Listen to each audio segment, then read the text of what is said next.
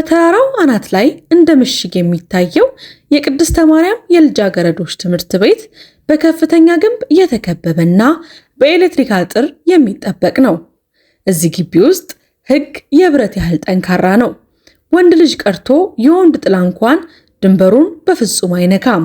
ነገር ግን በአንድ ምሽት ላይ እድሜያቸው ከ17 ዓመት የማይበልጠው ልጃገረዶች አንድ ባንድ ማርገዛቸው ተሰማ።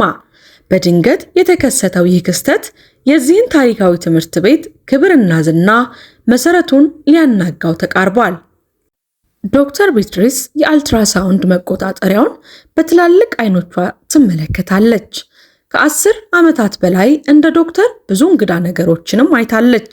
ግን ይህ ፈጽሞ ያልተጠበቀ ነበረ። በአልትራሳውንድ ማያ ገጽ ላይ ያለው ምስል ግልጽና የማያሻማ ነው። እናም አይምሮዋ የምታየውን ነገር የአመክንዮ ማብራሪያ ለማግኘት በከፍተኛ ሁኔታ ይፈልጋል። ጥልቅ ጸጥታ ክፍሉን ሞላው። ቢትሪስ የመገረምና ግራ የመጋባት ስሜቷን ለመደበቅ እየሞከረች በታካሚዋ ካርድ ላይ አንዳንድ መረጃዎችን ትጽፋለች። በስተመጨረሻ ምን ማለት እንዳለባት ማሰብ ስትችል በበሩ እየጠበቀች የነበረችውን ሴት ጠባቂ ጠራች። ክሌር እባክሽን ዳይሬክተሯን ካሚልን ትጠሪልኛለሽ አለቻት። እባክሽ በዛውም አስቸኳይ እንደሆነ ንገሪያት። ዶክተሯ ሙያዊ አቋሟን ለመጠበቅ እየሞከረች ጠየቀች። ነገር ግን በድምጿ ያለው አስቸኳይነት ግልጽ ነበረ። ክሌር ፊቷን አኮሳተረች፣ ግን አልጠየቀችም። ራሷን ነቀነቀችና ዳይሬክተሯን ለመጥራት በፍጥነት ሮጠች። እየጠበቁ ሳለ ቢትሪስ ወደ ታካሚዋ የ17 ዓመቷ ሊሊያን ወደምትባለው ወጣት ተማሪ ፊቷን አዞረች። እርሷም አልጋው ላይ ተቀምጣ በጭንቀት ጣቶቿን ትነካካለች። አይኖቿ ቢትሪስ የተሰማትን ግራ መጋባት ያሳያሉ። ብዙም አልገባኝም፣ ግን በስክሪኑ ላይ ያለው ነገር እኔ እንደማስበው ነው። እኔ ነኝ፣ በእውነት እኔ ነኝ። ሊሊያን አቋርጣ የመጨረሻ ቃሏን መጨረስ አልቻለችም። ቢትሪስ በጥልቀት ተነፈሰችና አረጋገጠችላት። ሊሊያን አንቺ እርጉዝ ነሽ። አሁን ሊሊያን እርጉዝ ነሽ። ግን ጥያቄው እንዴት በዚህ ትምህርት ቤት በዚህ ሁሉ ጥበቃ መካከል እንዴት ልታረግዥ ቻልሽ? እባክሽን አስረጅኝ። እንዴት እንደተፈጠረ የግድ መረዳት አለብኝ። ሊሊያን ጥያቄውን ለማስወገድ እየሞከረች ወለሉን መመልከት ጀመረች። ምቾት ማጣቷ የጨመረው በሩ ሲከፈትና ዳይሬክተሯ ካሚል በቁም ነገር ፊቷና በጽኑ እርምጃዋ ወደ ክፍሉ ስትገባ ነበረ። ካሚል በዶክተሯ ፊት ያለውን የመረበሽ ስሜት ስትመለከት ግራ ተጋብታ ምንድነው ቢትሪስ? ምን እየሆነ ነው? ካሚል ጠየቀች። ከቢትሪስ ወደ ሊሊያን እየተመለከተች የሁኔታውን ክብደት ለመረዳት እየሞከረች ቢትሪስ አሁንም የበራውን አልትራሳውንድ መቆጣጠሪያ ጠቆመች። እዚህ ጋር ተመልከች አለቻት ዳይሬክተሯን ምላሽ አስቀድማ እየጠበቀች። ካሚል ቀረበች እና ምስሉን ስትመለከት አይኖቿ ፈጠጡ። አይ ሊሆን አይችልም፣ እርጉዝ ነች። ግን እንዴት? በዚህ ሳምንት እሷ 5ኛዋ ተማሪያችን ነች። ካሚል በድንጋጤ ጠየቀች። ዶክተሯና ዳይሬክተሯ በተመሳሳይ ጥርጣሬና ግራ መጋባት የሚያንጸባርቁ እይታዎችን ተለዋወጡ። ይህ ከባድ ነው ካሚል፣ ቢትሪስ እጆቿን አጣምራ መለሰች። እዚህ ቁጭ ብለን ምንም ማድረግ አንችልም፣ የሆነ ነገር እየተፈጠረ ነው። ካሚል በከባድ ድካም ፊቷን እያሻሸች መረጃውን ለመስራት በግልጽ እየሞከረች የሊያንን የሕክምና መዝገቦች አነበበች። የሚሰሩበት የሴቶች ትምህርት ቤት እጅግ በጣም ጥብቅ ነበረ። ምንም አይነት የቅርብ ጉብኝት አይፈቀድም። እናም ከውጭ ዓለም ጋር ያለው ግንኙነት እጅግ ቁጥጥር የሚደረግበት ነው። ይህ የማይቻል ነው። ማንም ሰው እዚህ ውስጥ ማርገዝ የሚችልበት መንገድ የለም አለች ካሚል ጭንቅላቷን እየነቀነቀች። ግን አዎ ትክክል ነሽ። አፍንጫችን ስር በጣም ስህተት የሆነ ነገር እየተፈጠረ ነው። ሊሊያን ልጃገረዷ ተማሪ ዝም ብላ ውይይቱን ታዳምጥ ነበረ። አንድ ዶክተር በቁም ነገር እያየቻት ነው። እናም እሷም በጭንቀት መንቀጥቀጥ ጀመረች። ሊሊያን ይህንን አንድ ጊዜ ብቻ ነው የምጠይቅሽ፣ እባክሽን ምን እንደሆነ ልትነግሪኝ ትችያለሽ አለች ቢትሪስ ድምጿን ለማረጋጋት እየሞከረች። እንዴት አረገሽ? አባትየው ማን ነው? ሊሊያን ላባ ጠመቃት። መልስ ለማምጣት ስትሞክር እጆቿን አጥብቃ ያዘች። እንዴት እንደተፈጠረ አላውቅም አለች ድምጿ እየተንቀጠቀጠ። ምንም አላደረኩም እምላለሁኝ አላውቅም። እባክሽ ከእንግዲህ አትጠይቂኝ። ቢትሪስና ካሚል ትርጉም ያለው እይታ ተለዋወጡ። የሆነ በጣም ስህተት የሆነ ነገር ነበረ። ወጣቷ ተማሪ ግን በግልጽ የሆነ ነገር ታውቅ ነበረ። እናም ምን እንደሆነ ግን ለመናገር ፈቃደኛ አይደለችም። ዳይሬክተሩ አስቀድማ ትዕግስት አጣ ስለነበረ በጠንካራ አኳኋን እጇን አጣምራ ሊሊያንን ቀረበቻት። የእሷ መገኘት ብቻ መልስ ያስገኝላት ይመስል ዳይሬክተሯ ስሚ ሊሊያን በጽኑ ተናገረቻት። አንቺ በዚህ ሳምንት ብቻ 5ኛ እርጉዝ ሆነሽ የተገኘሽ ተማሪ ነሽ። ይህ ማለት በዚህ ትምህርት ቤት ውስጥ የሆነ ነገር እየተፈጠረ ነው። እናም ምን እንደሆነና እንዴት እንደሆነ አሁን የግድ ማወቅ አለብን። ንገሪኝ አለቻት። እንዴት አረገሽ? ሊሊያን በድንገተኛው ጩኸት ምክንያት በጣም ደነገጠች። እናም ወደ ኋላ ፈገፈገች። ነገርኩሽ አላውቅም። ከእንግዲህ ማውራት አልፈልግም። እዚህ ከጨረስን እሄዳለሁ አለች። በግልጽ በግፊት ተናውጣ ካልጋው ላይ ዘላ ወረደችና እነርሱን ከማቆሟ በፊት ሊሊያን ከጠባቂዋ ጋር በመሆን ከበሩ ወጣች። ዶክተሯና ዳይሬክተሯ ያለምንም መልስ ትታቸው ሄደች። ካሚል እንደገና ጠረጴዛው ላይ ተደገፈች። እንደቆመች ለመቀጠል ጥንካሬ የምትፈልግ ይመስላል። ቢትሪስ ግን ከባድ ትንፋሽ እያወጣች በሩን ዘጋችው። እዚህ ምን እየሆነ ነው? ኦ አምላኬ! ካሚል ሁኔታውን ለመረዳት እየሞከረች በሹክሹክታ ተናገረች። ቢትሪስም እንዲሁ ግራ በመጋባት ጭንቅላቷን እየነቀነቀች እኔም ማወቅ እፈልጋለሁ። ይህ የሴቶች ጥብቅ ክትትል ያለበት ትምህርት ቤት ነው። አንድ ተማሪ እዚህ እንዴት ማርገዝ ይችላል? የማይቻል ነው። የሆነ እየተፈጠረ ያለ ነገር አለ። ግን ምን? ካሚልም እርግጠኛ ነኝ በማለት ተስማማች። ይህ አጋጣሚ ነገር አይደለም። በአንድ ሳምንት ውስጥ ብቻ 5 ተማሪዎች እንዴት ሊያረግዙ ይችላሉ? ለዚህ ማብራሪያ ሊኖረው ይገባል። ግን ምን? ግን ቢትሪስና ካሚል የማያውቁት ነገር ቢኖር በሴቶች አዳሪ ትምህርት ቤት ውስጥ ያሉ እርጉዝ ተማሪዎች ሚስጥር ገና መጀመሩ ነበረ። በቀጣዮቹ ጥቂት ቀናት ውስጥም ውጥረቱ በትምህርት ቤቱ ውስጥ ይበልጥ ጨመረ። ያልተመለሱ ጥያቄዎች ቢትሪስና ዳይሬክተሯ ካሚልን ያሰቃዩአቸዋል። እነሱም ሰዓታትን በክፍሎች ውስጥ በማከራከር ያሳልፋሉ። ለእነዚህ እርግዝናዎች ተጠያቂ ማን ሊሆን ይችላል? ይህ ሳይታወቅ እንዴት እየሆነ ነው? ካሚል ጥርጣሬዎችን ለመወያየትና አዲስ ፍንጮቹን ለማግኘት ከትምህርት ቤቱ ሰራተኞች ጋር ስብሰባ ለመጥራት ወሰነች።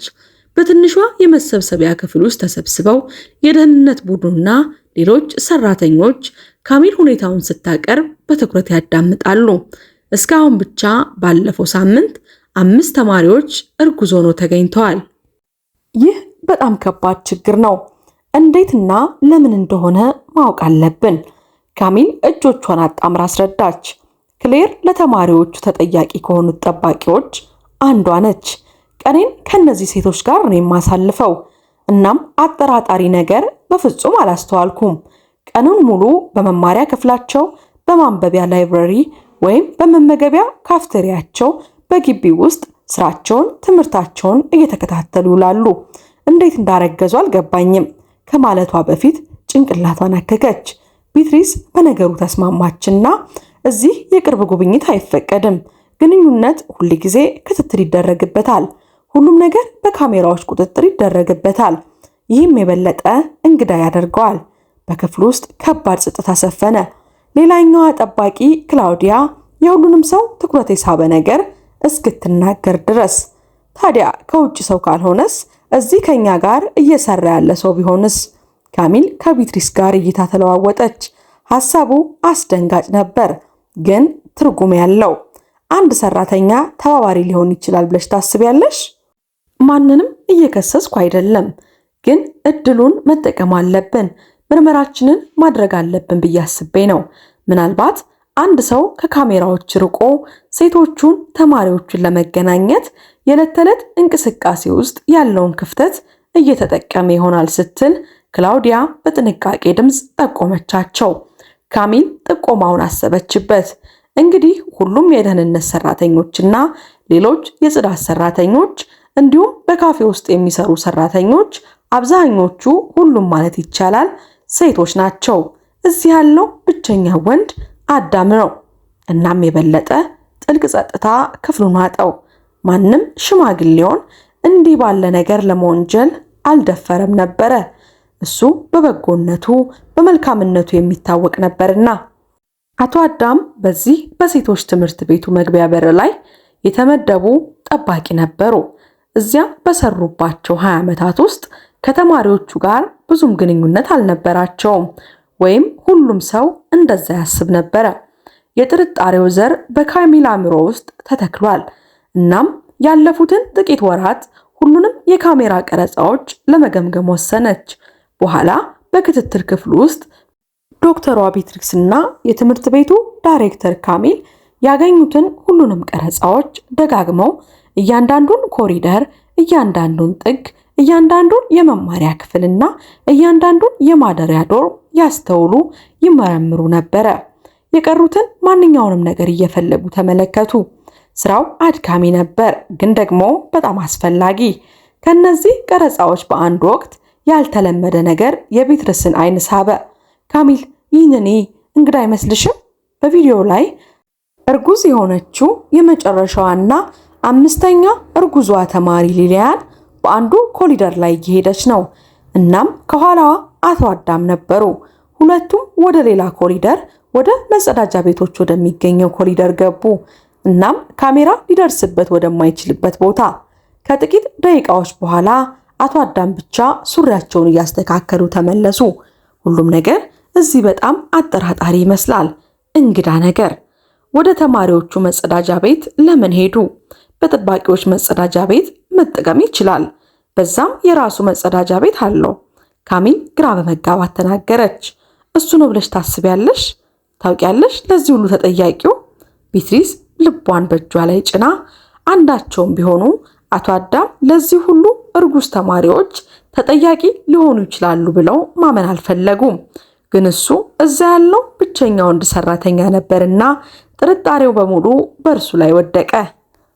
ነገር ግን መደምደሚያ ላይ ከመድረሳቸውና አንድን ሰው እንዲህ ባለ ከባድ ወንጀል ከመክሰሳቸው በፊት ዳይሬክተሯ አቶ አዳም ጋር ለማውራት የተሻለ እንደሆነ አሰበች። ነገር ግን በሚያስገርም ሁኔታ እረፍት ላይ ነበሩ።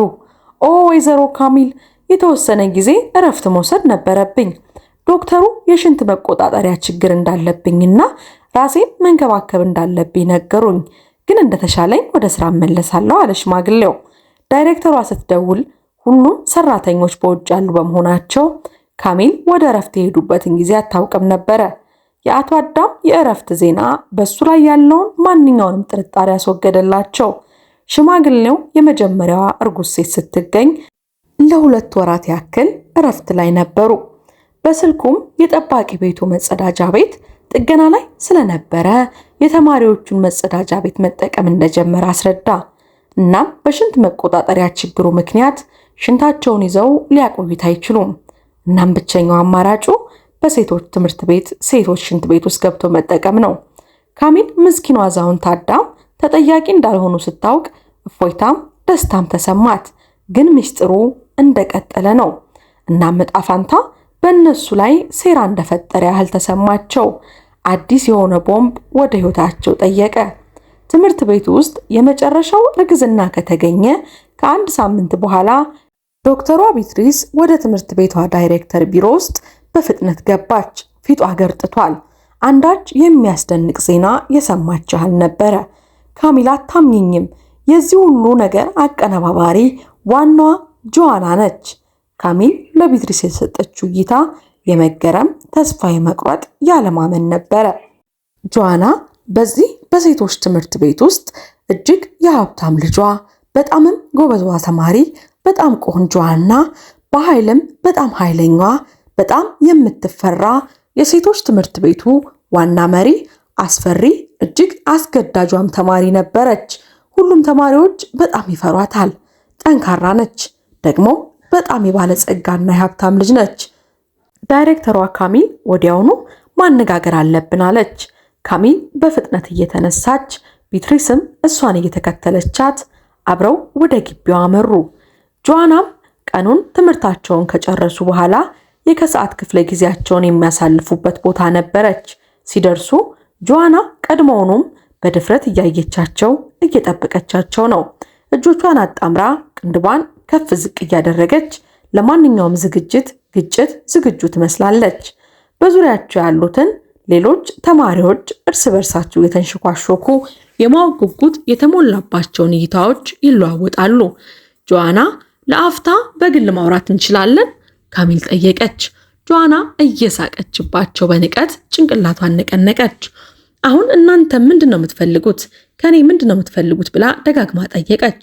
ቢትሪስ ወደፊት ወጣችና በቀጥታ ወደ ነጥቡ ለመግባት ቆርጣ ነው። ጆአና እዚህ ምን እየሆነ እንደሆነ መረዳት ብቻ ነው የምንፈልገው። በዚህ ሳምንት ብቻ 5 ተማሪዎች አርግዘዋል እና አሁን እዚህ ምን እየተፈጠረ ነው? እርግጠኝነት እዚህ ነገር ውስጥ እጅሽ አለበት። ስለዚህ ንገሪን፣ ምን እየተፈጠረ እንዳለ ማወቅ እንፈልጋለን አሏት። ጆአና በከፍተኛ ሁኔታ ተመለከተቻቸውና እየሳቀች ምናልባት የሌሎች ሰዎች ችግር ውስጥ ጣልቃ ማግባት ማቆም አለባችሁ። ምንም የምነግራችሁ ነገር የለም። ስለዚህ ይህንን ትንሽ አይምሯችሁንና ምርመራችሁን ተውት፣ አለበለዚያ ከኔ ጋር መጋፈጥ ይኖርባችኋል አለቻቸው። ጆአና የትምህርት ቤቱን ዳይሬክተርም ዶክተሯንም ተማሪዎቹንም በአጠቃላይ በትምህርት ቤቱ የሚገኙትንም ምንም አይነት ሰው አትፈራም። ከሷ በላይ ማንም እንደሌለ ነው የምታስበው። ጆአና ዞራ ሄደች፣ አላየቻቸውም። ካሚልና ቢትሪስ እንደገና ያለምንም መልስ ትታቸው ሄደች። ወደ ዳይሬክተሯ ቢሮ ተመለሱ። ውጥረቱ ግልጽ ነው።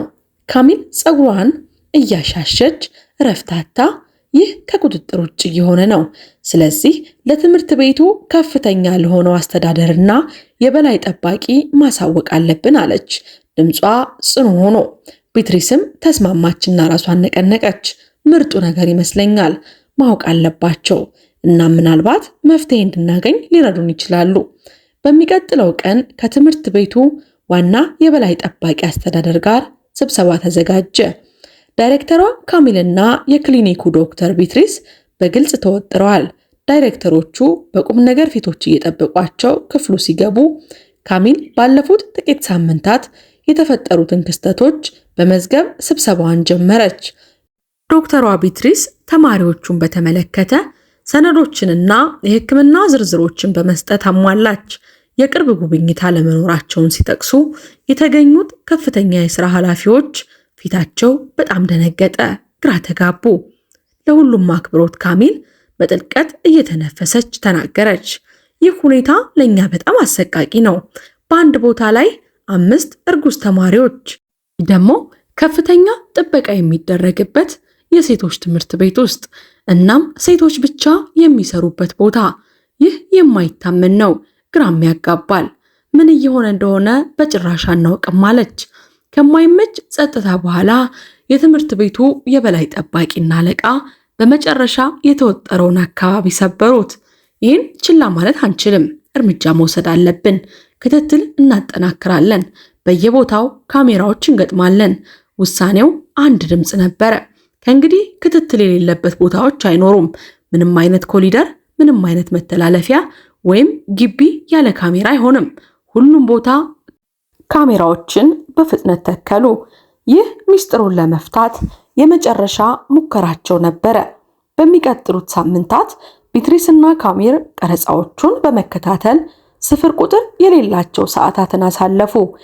የተማሪዎች ጠባቂዎችና ሰራተኞች እያንዳንዱ እንቅስቃሴ በዝርዝር ተተነተነ። ግን ምንም ያህል ቢመለከቱ ምንም ያልተለመደ ነገርና እንግዳ ነገር አልታየም። ሁሉም ነገር በግልጽ በቁጥጥር ስር ነው። እና ሚስጥሩ ቀጠለ። ቢትሪስ ደክሟት አይኖቿን እያሻሸች የቅርብ ጊዜውን ፈረቃ ደገመች። ካሚል ከጎኗ በመሰልቸት ተቀምጣለች። ካሚል ምን ማሰብ እንዳለብኝ አላውቅም። እያንዳንዱ ዝርዝር ሁኔታን ተንትነናል፣ እናም ምንም አላገኘንም። ካሚል በብስጭት ራሷን እየነቀነቀች፣ እኔም በካሜራዎቹ ላይ ምንም የምናገኝ ስለመሆኑ እየተጠራጠርኩ ነው። ከጠዋት እስከ ማታ ድረስ ሁሉንም ነገር ተመልክተናል እና ምንም የለም። ቀናት ተደጋጋሚ ሆኑ። ካሚልና ቢትሪስ ተመሳሳይ አሰራርን ተከተሉ፣ ይሰራሉ። እናም በትርፍ ጊዜያቸው መልስ ፍለጋ ራሳቸውን በቅጂዎች ውስጥ ያስገባሉ። ከአንድ ሰዓት በኋላ ቢትሪስ በቢሮዋ ውስጥ የሕክምና መዝገቦችን እየገመገመች ሳለ ክሌር የትምህርት ቤቱ የወጣቶቹ የበላይ ጠባቂ ወጣት ተማሪን ይዛ ገባች። ዶክተር፣ ይቺ ተማሪ ሉዊዝ ነች፣ እየታመመች ነው። ስለዚህ እዚህ ያመጣኋት እንድታያት አስቤ ነው አለቻት። ጠባቂዋ ተማሪዋን ወደ አልጋው እየመራች ወሰደቻት። ምን እንደሚሰማሽ ንገሪኝ ሉዊዝ። ወጣቷ ተማሪ አፍንጫዋን ዝቅ አድርጋ በስምምነት መለሰች። ለቀናት ታምሜያለሁ፣ ሆዴንም ያመኛል እና መላ ሰውነቴ ላይ ህመም ይሰማኛል። በትክክል መብላትም መተኛትም አልችልም አለች። በጸጥታ ቢትሪስ በጥንቃቄ ተመለከተቻት። ሉዊዝ በአቋሟ ውስጥ የሆነ ነገር እየደበቀች ያለ ይመስላል። ምን እንደሆነ ምን እየሆነ እንዳለ በቅርበት ለመመልከት የአልትራሳውንድ ምርመራ አደርጋለሁ አለች ዶክተሯ ቢትሪስ ምን እንደምታገኝ አስቀድማ እየጠረጠረች። ከጥቂት ደቂቃዎች በኋላ ጥርጣሬው ተረጋገጠ። ተማሪዋ ሉዊዝም እርጉዝ ነበረች። ሉዊዝ እርጉዝ ነች አለች ቢትሪስ ለስድስተኛዋ ልጅ እርጉዝ መሆኗን እየናገረች። ለካሚል እንዴት እንደምትነግራት እያሰበች ዜናውን ስትሰማ ወጣቷ ሴት አፏን ከፈተች፣ ግን ምንም ቃል አልወጣም። በምትኩ መንቀጥቀጥ ጀመረች። እናም ከዚያ ሳታቋርጥ ማልቀስ ጀመረች። ቢትሪስ በጥልቀት እየተነፈሰች ወደ የበላይ ጠባቂዋ ክሌር ዞረችና እባክሽን ዳይሬክተሯን ካሚልን ሄደች ሌላ አንድ እንዳለ ንገሪያት አለች። በድምጿ ያለው ውጥረት ለመቆጣጠር እየሞከረች። ክሌር ጊዜ አላጠፋችም። በፍጥነት ክፍሉን ለቃ ወጣች። ቢትሪስ ግን በዛው ቀረችና አሁንም እያለቀሰች ያለችውን ሉዊዝን እያየች እንባ ፊቷን እያጠበው ነው። ሉዊዝ ችግር የለውም፣ ልታምኚ ትችያለሽ። ምን እየሆነ እንዳለ ንገሪኝ፣ እዚህ ደህና ነሽ አለች ቢትሪስ በተረጋጋና በሚያረጋጋ ድምፅ። በሚንቀጠቀጡ እጆቿ ሉዊዝ ፊቷን ጠረገችና በሹክሹክታ በጥፋተኝነት ስሜት ተሞልታ ተናዘዘች። ዶክተር፣ እኔ ስህተት ሰርቻለሁ። በጣም የተሳሳተ ነገር አድርጌያለሁ። ከመቀጠላቸው በፊት በሩ ተከፈተና ካሚልና ጠባቂዋ ክሌር ገቡ። ካሚል ወደ ክፍሉ እንደገባች ሉዊዝ በማወቅ ጉጉትና በቁም ነገር ድብልቅ አየቻቸው። እጆቿን አጣምራ ሁኔታው በጣም ከባድ በመሆኑ ዝም አለች። ሉዊዝ፣ እዚህ ያለነው አንቺን ለመርዳት ነው። ንገሪን፣ እባክሽን ንገሪን፣ እናደምጥሻለን አለቻት ካሚል። ወጣቷ ተማሪ ለማረጋጋት ድምጿን እያለሳለሰች። ሉዊዝ በጥልቀት ተነፈሰችና ልቧን ለመክፈት የሚያስፈልጋትን ድፍረት እንደምትሰበስብ ያህል አይኖቿን ከቢትሪስ ወደ ካሚል ተንቀሳቀሱ። ቃሎቿ ውድቅ እንዳይሆኑባት የምትፈራ ያህል እየተጠራጠሩ ነው። እናንተ እያያችሁን ነው። እዚህ ያለ ሁሉም ሰው ያውቃል። ግን ችግሩ የተሳሳተ ቦታ ነው እየፈለጋችሁ ያላችሁት። ድምጿ ዝቅተኛና እርግጠኛ ባልሆነ ስሜት የተሞላ ነው። ካሚል ፊቷን አኮሳተረች። በትንሹ ወደፊት ዘንበል ብላ የተሻለ ለመስማት ምን ማለትሽ ነው? እባክሽን ንገሪን። የተሳሳተ ቦታ ማለት ምን ማለት ነው? እያደገ የመጣውን የማወቅ ጉጉቷን ሳትደብቅ ጠየቀች። ሉዊዝ አይኗን አዞረችና በግልጽ ተጨንቃ እና ከረጅም ጸጥታ በኋላ እንዲህ ስትል ተናገረች። ይህን የሚያደርጉት እዚህ ያሉ ሰዎች አይደሉም፣ ከውጭ የሚመጡ ወንዶች ናቸው። ይህን ስትናገር ቢትሪስ እና ካሚል በጣም ደነገጡ።